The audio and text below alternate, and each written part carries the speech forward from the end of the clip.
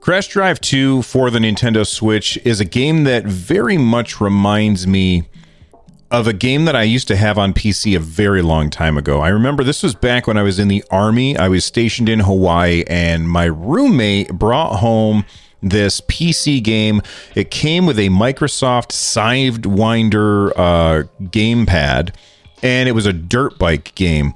And the way that you played the game was you just kind of drove around in this open world and performed stunts by going over big like sand dunes or something, and you could do flips and stuff like that, and then you would land it, and it was actually really, really fun.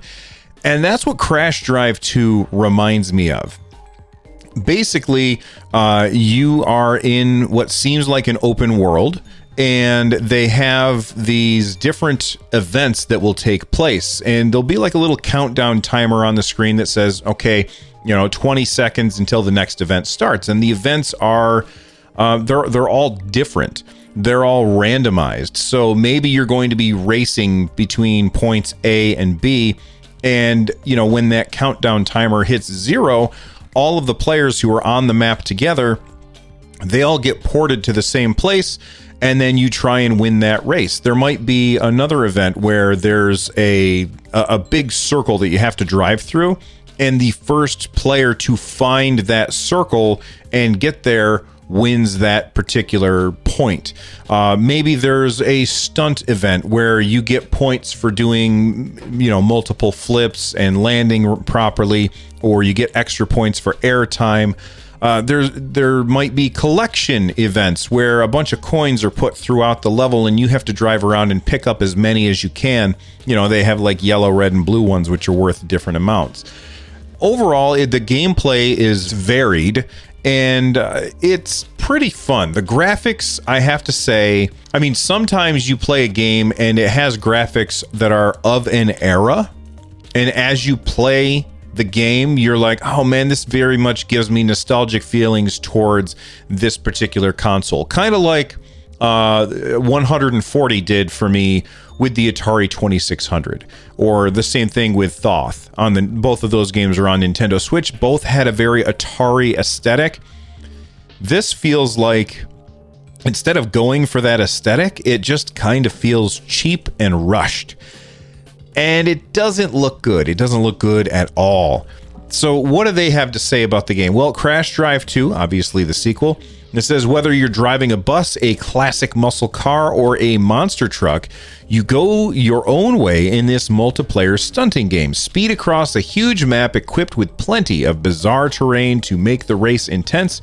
Collect coins, upgrade your ride, and win the off-road race. And yes, you can take the coins that you earn and upgrade your car or purchase new cars. Some cars you can only purchase after hitting a certain level. Some cars you can only purchase after completing a certain event. So for instance, there was in the very beginning, there was an event where I had to race against a tank. And if I got to the end before the tank did, then it made it so that I had the ability to purchase that particular vehicle. It has multiple levels that you can unlock as you play. There's 4 levels that you can explore. They've got a bunch of secret areas in it. And like I said, they have those 6 random competitive events like Find the Ring, tags, just playing tag, stunt, race, King of the Crown, and coin collect. They have 30 vehicles in the game, and you can level up your car as you play. So as you're playing the game, it will say your speed for this car has leveled up. It's a fun distraction, but for $8.99, I don't like to say this game is not worth this much money, because a different amount of money is worth, some people would look at $5 and say, I spend that on coffee every day. And somebody else might look at $5 and say, if I spend this on this game, then I can't eat. So I don't like to say whether or not a game is worth a certain amount of money, but $9 to me feels like it's a little high. Now, this game has a lot of replay value because it is a multiplayer focused game. When you're playing, you connect to the internet and you are playing against other people. It does have bots that you can play against as well if you're offline. But if you are online, then you're playing against other people. So maybe $9 is worth it because of the replayability factor, but it just didn't grab my attention, and I don't know that I'm going to go back to it. But the short amount of time that I did play with it, I did find it enjoyable. I can't get past how bad it looks, and that's up to you. That's up to everybody. I think that this game should have a demo. I say that a lot, but I think if this game had a demo, then some people it might really appeal to, and they'd try it out, and then other people would know, okay, this is not for me.